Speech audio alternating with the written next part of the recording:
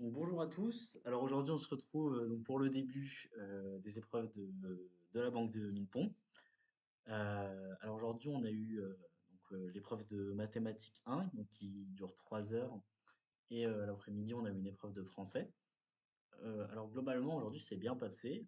Déjà, ça fait cool, enfin, c'est cool d'avoir des épreuves où on peut dérouler un peu, où on n'a pas forcément des blocages, une question sur deux, comme Alix. Donc c'était assez sympa aujourd'hui. Donc je vais vous présenter un peu le sujet de maths 1. Je vais donner des éléments de réponse un peu question par question pour voir tout ça. Alors le sujet il traitait donc des probabilités globalement. On étudiait donc les sommes de variables de Rademacher et on mettait donc euh,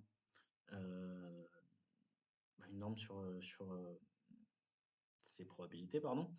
Non, pardon, sur ces variables aléatoires, je vais y arriver. Euh, Et on montrait donc des équivalences de normes et à la fin, on faisait une sorte de parallèle avec les suites presque nulles. Alors, donc là, on a des petites définitions et on a une définition qui est vraiment importante. C'est le fait qu'on admette que la norme P, donc celle-là, la norme P sur L0 de oméga, bah, c'est une norme. Et ça, c'est plutôt intéressant. On va voir qu'on va pouvoir s'en servir plus tard parce qu'on va avoir accès donc, à l'inégalité de Minkowski, donc qui est en gros l'inégalité triangulaire sur la norme P. Alors, donc on commençait le sujet avec des choses assez classiques qu'on retrouve souvent en début de sujet.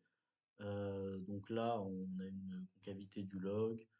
La question 2, elle était quand même assez détaillée, parce qu'on nous donnait l'indication pour traiter, enfin pour toujours se ramener au cas simple.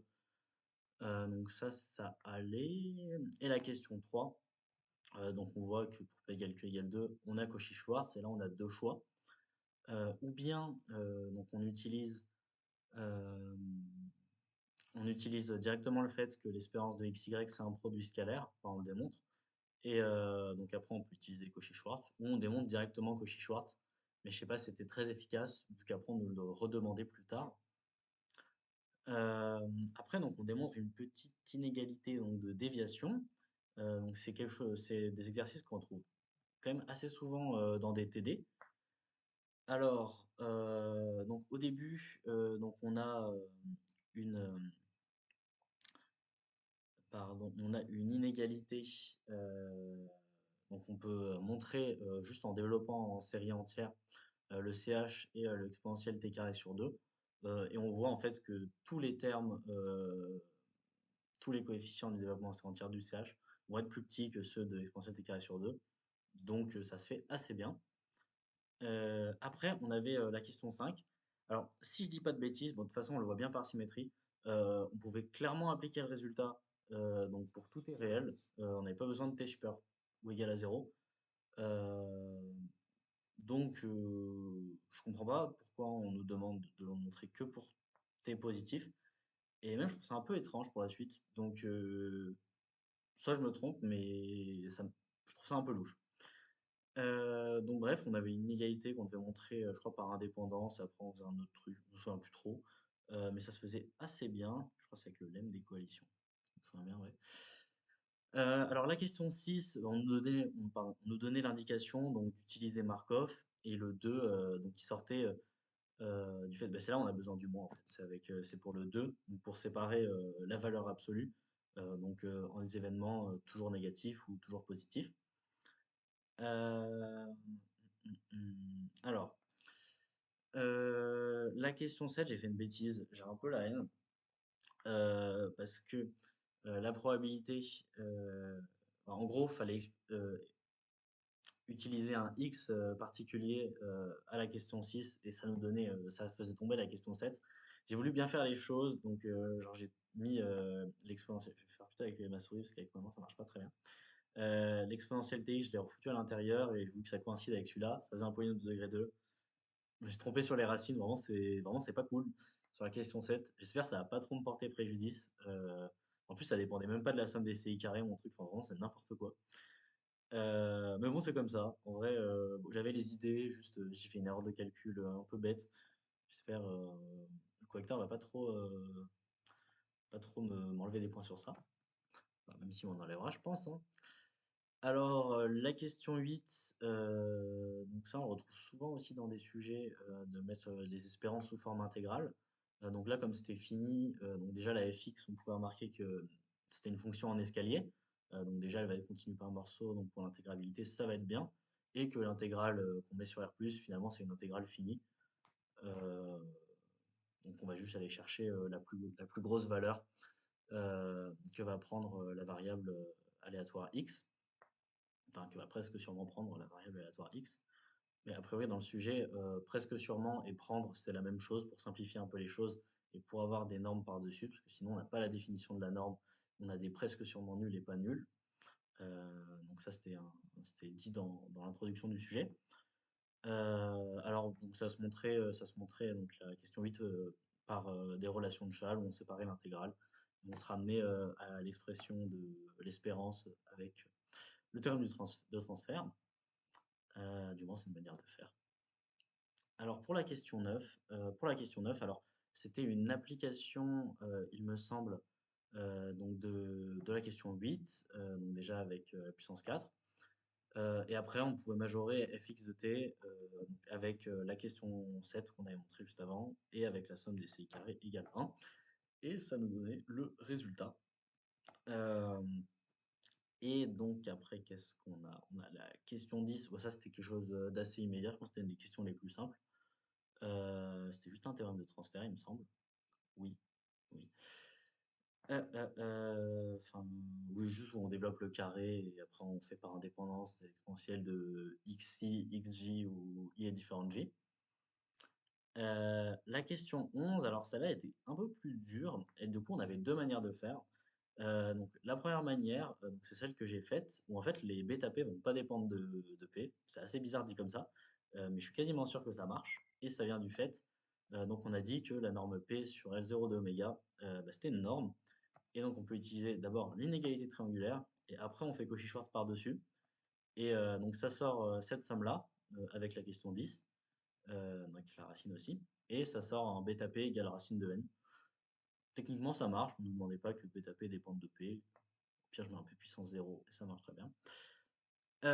Donc la question 11, j'ai réussi, j'étais content. Ça sentait que c'est une question qui allait valoir des points, on va dire. Et après, la 12, malheureusement, j'ai pas réussi. Alors ça provient du fait que comme P est plus grand que 2, donc P sur 2 va être supérieur ou égal à 1. Et donc on va avoir accès à la convexité de l'application qui a x associe x puissance P sur 2. Et quand on applique donc dans cette inégalité, bah, on voit que ça marche directement avec Jensen. Donc la 13, c'est une question un peu bateau, hein. Et la 14, donc c'était une application donc, avec la 13 et avec l'inégalité de Holder. Euh, donc voilà. Alors, la 15, j'ai fait des choses. Normalement, mon truc, ça marche. Je suis pas sûr à 1000%. Mais en gros, j'ai appliqué la 14. Donc là, j'ai vu, il y avait du puissance 4. Je me suis dit, ça doit plutôt bien marcher avec le puissance 4 de la question 9.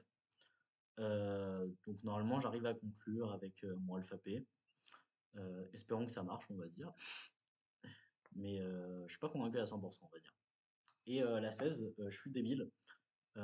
Parce que en fait, je suis trop con. Alors, vraiment, je regardais que genre celle du dessus. Je me dis c'est exactement la même chose. Et j'avais complètement zappé. Donc ici, je peux pas surligner. On nous disait que P était entre 1 et 2 seulement pour les questions 13 à 15.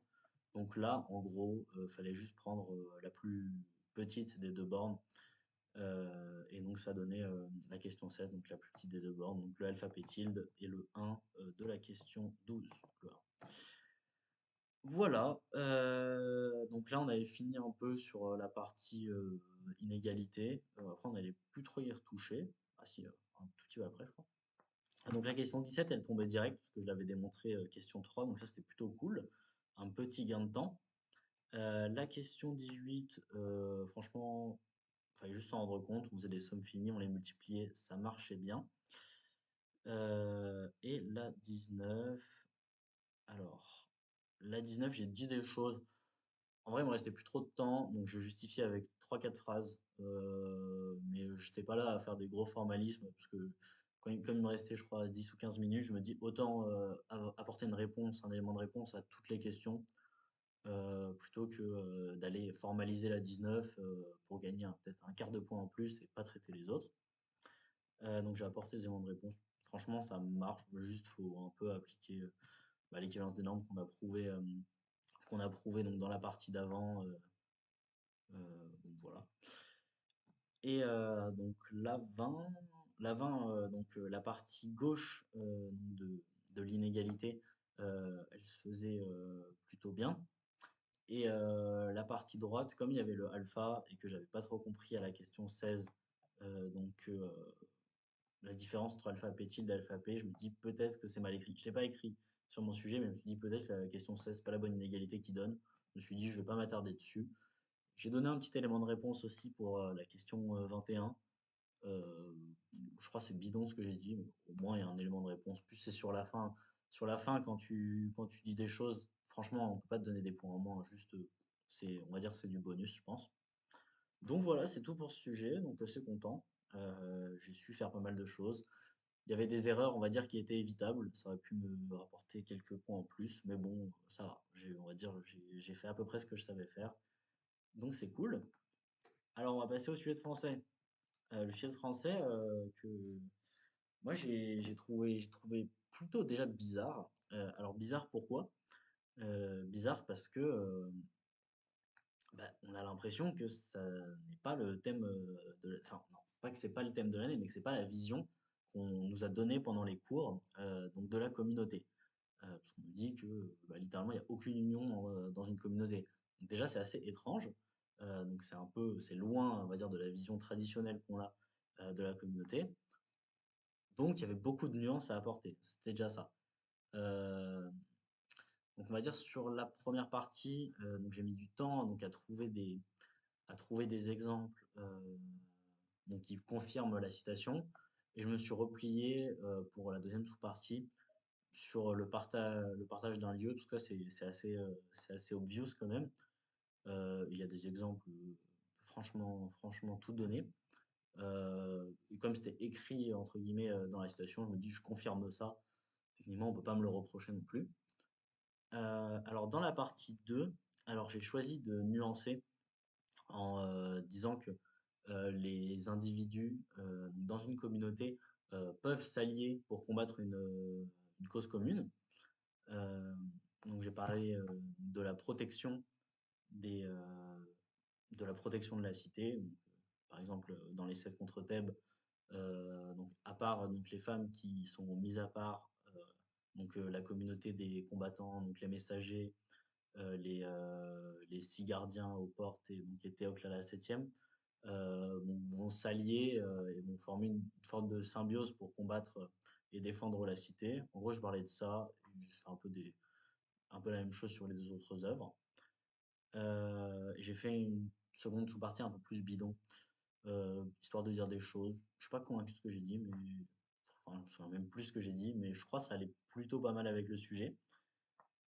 Et dans la partie 3, j'avais du mal à revenir à l'argument principal du philosophe. Donc je me suis dit, je vais un peu continuer ma nuance en essayant de me rapprocher de ce que Jean-Luc il nous dit. Donc j'ai parlé des messagers dans les communautés, parce que selon moi, les messagers, ils vont permettre donc l'alliage de la communauté, c'est eux qui vont faire les liens entre les individus communautaires.